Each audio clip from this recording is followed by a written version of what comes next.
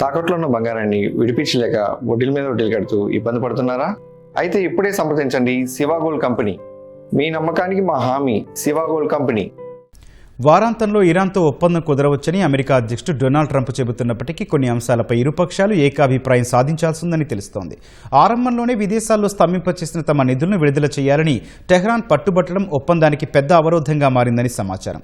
అణు సమస్య, హార్ముజ్ జలసంధిపై చర్యలు తీసుకోకుండానే నగదు విడుదలకు అమెరికా ససేమిరా అంటోందని విశ్లేషకులు చెబుతున్నారు. అమెరికా, ఇరాన్ల మధ్య కొనసాగుతున్న దౌత్యపరమైన చర్చల్లో ప్రతిష్టంభన వేడడం లేదు. ప్రక్రియ ప్రారంభంలోనే తమ నిధులను తక్షణమే విడుదల చేయాలన్న టెహ్రాన్ కఠినమైన డిమాండే ఇందుకు కారణమని ది జెరూసలేం పోస్ట్ తెలిపింది. ఈ అంశంపై రాజీ కుదర్చడానికి అంతర్జాతీయ మధ్యవర్తులు కొద్ది రోజులుగా శక్తివంచన లేకుండా ప్రయత్నిస్తున్నారని వెల్లడించింది.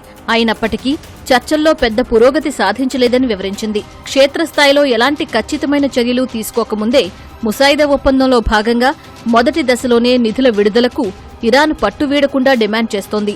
ఇందుకు అమెరికా నిరాకరిస్తోంది. అణు సమస్య, హోర్ముజ్ జలసంధి విషయంలో ఇరాన్ సరైన చర్యలు తీసుకోకుండా ప్రారంభంలోనే ఎటువంటి నిధులను విడుదల చేసేది లేదని అమెరికా సీనియర్ అధికారులు స్పష్టం చేస్తున్నారు.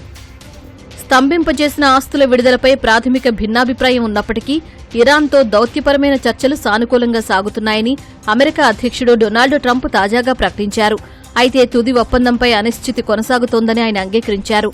ఇరాన్ ఇప్పటికే శుద్ధి చేసిన యురేనియంను తమ ఆధీనంలోకి తీసుకోవాలన్న ఉద్దేశాన్ని ట్రంప్ పునరుద్ఘాటించారు.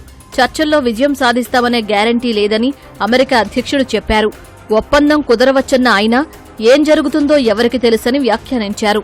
ఒప్పందం జరిగితే ఈ వారాంతంలో జరగవచ్చని చెప్పారు. ఇరాన్తో వ్యవహరిస్తున్నప్పుడు ఏదైనా జరగవచ్చని ట్రంప్ ముక్తాయించారు. అమెరికా, ఇరాన్ మధ్య ఒప్పందం విషయంలో అనేక విమర్శలు వినిపిస్తున్నాయి. హోర్ముజ్ను తెరవడానికి, ప్రపంచ ఆర్థిక మార్కెట్లపై ఒత్తిడిని తగ్గించడానికి, ట్రంప్నకు ఒక రాజకీయ వెసులుబాటు కల్పించడానికి రూపొందించిన ఒక బేరసారంగా ప్రతిపాదిత ఒప్పందం ఉంటుందని విశ్లేషకులు చెబుతున్నారు.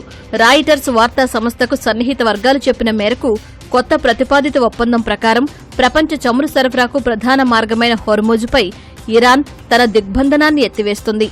ప్రతిఫలంగా స్తంభింపజేసిన ఆస్తుల విడుదల లేదా ఆంక్షల పాక్షిక సడలింపు ద్వారా ఇరాన్ ఆర్థికంగా ఉపశమనం పొందుతుంది.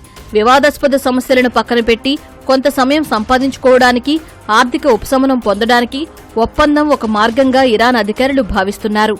నవంబర్లో జరగనున్న కాంగ్రెస్ మధ్యంతర ఎన్నికలపై దృష్టి సారించడానికి ప్రతిపాదిత ఒప్పందం ట్రంప్నకు ఉపకరిస్తుంది. అందుకే ఇరాన్ యురేనియం నిల్వలపై అమెరికా పురోగతి సాధించిందని చెప్పుకునేలా ఒప్పందంలో పదజాలం ఉండాలని ట్రంప్ పట్టుబడుతున్నారు. కానీ యురేనియం వదులుకునేందుకు టెహ్రాన్ నాయకత్వం నిరాకరించడం, ఇరాన్కు భద్రతాపరమైన హామీలు ఇవ్వడానికి వాషింగ్టన్ విముఖత వ్యక్తం చేయడం వల్ల ఒప్పందానికి తుది రూపు రావడం లేదు.